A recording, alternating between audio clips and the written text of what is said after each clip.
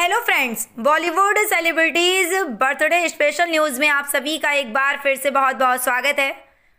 ये तो सभी जानते हैं कि बॉलीवुड में कई ऐसी एक्ट्रेसेस आई जो डेब्यू के समय उतनी खूबसूरत नजर नहीं आती थीं जितनी अब लगती हैं।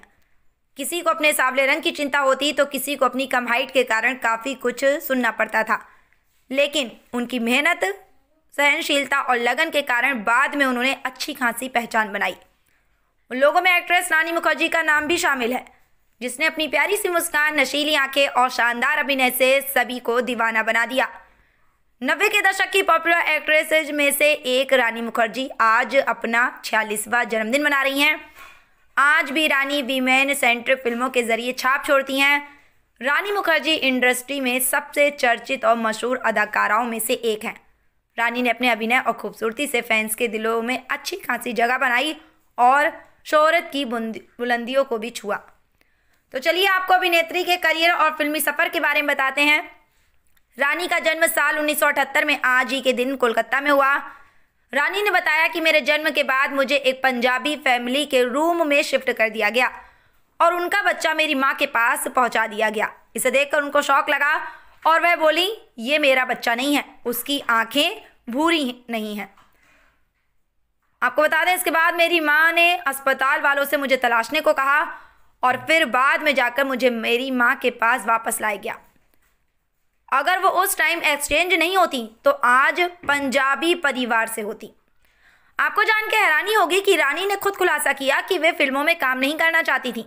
जब उन्होंने पहली फिल्म में काम किया था तब घर की आर्थिक स्थिति बेहद खराब थी और जिस वक्त मुझे पहली फिल्म का ऑफर आया था तब मेरी माँ ने मुझसे कहा कि इसे ट्राई करो, अगर चीज़ें सही नहीं रही तो वापस से पढ़ाई पर ध्यान देना।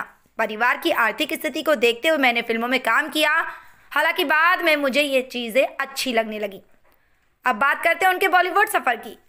उन्होंने अपने अभिनय करियर की शुरुआत बंगाली फिल्म बियर फूल 1992 से की और 16 साल की उम्र में 1996 में उन्होंने राजा की आएगी बारात से अपना डेब्यू किया। ये फिल्म फ्लॉप होने के बाद भी रानी ने खुद को कभी निराश नहीं होने दिया।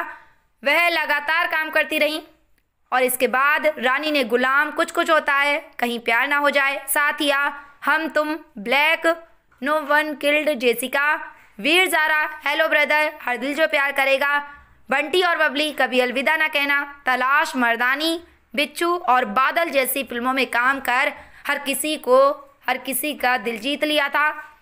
मुखर्जी ने अपने 28 साल के फिल्मी करियर के दौरान 50 से अधिक फिल्मों में काम किया है। 2009 डांस प्रीमियर, 2011 CID, 2013 सरस्वती चंद, 2018 ये है मोहब्बतें, 2023 रोमांटिक्स में भी अपने अभिनय से दर्शकों के दिल पर गहरी छाप बनाई।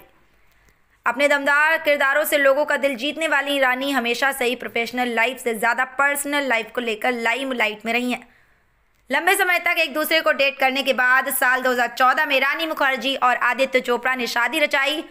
मौजूदा समय में उनकी एक बेटी भी है जिसका नाम अधीरा है। उनका नाम गोविंदा आमिर खान और अभिषेक बच्चन से भी जोड़ा जा चुका है। अब बात करते हैं रानी के रियल लाइफ की, जो कि रियल लाइफ से बिल्कुल अलग है। आपको बता दें कि रानी मुखर्जी ने बारहवीं फिल्म की काफ़ी तारीफ की जब डायरेक्टर पृथ्वी कोनानूर ने किसी सवाल के जवाब में ये कहा कि सभी को ईरानी फिल्में देखनी चाहिए। उनकी इस बात पर रानी ने अपना पक्ष रखा, लेकिन इसको लेकर वो अब सोशल मीडिया पर ट्रोल हो रही हैं। रानी ने कहा कि जब कोविड-19 महामारी फैली हुई थी, 2020 के अंत में दूसरी बार प्रेग्नेंट हुई थी, लेकिन मैंने 5 महीने की प्रेगनेंसी में ही अपना बच्चा खो दिया।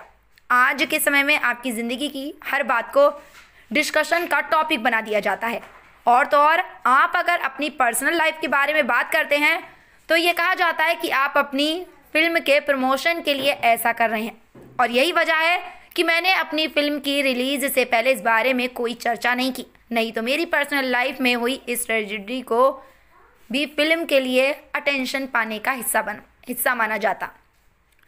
रानी मुखर्जी ने कहा कि मेरी सबसे ज़्यादा बात राजा की आएगी बारात के रिलीज़ वाले दिन की। आपको बताना चाहेंगे कि मैंने अपने पिता को समझाया कि उनकी सर्जरी ज़्यादा महत्वपूर्ण है, उन्हें ऑपरेशन करवाना चाहिए। इसके बाद वे ऑपरेशन के लिए गए और 2 दिन ICU में बेहोश रहे। जब वे ठीक हुए और होश में आए तो उन्होंने पहली बात फिल्म की रिलीज़ के बारे में पूछी। फिल्म में उनके प्रदर्शन को देखकर उनके पिता रो दिए थे। रानी के साथ आवाज़ से लेकर उनके रंग और उनके कद को लेकर भी रानी को कई बार रिजेक्शन का सामना करना पड़ा।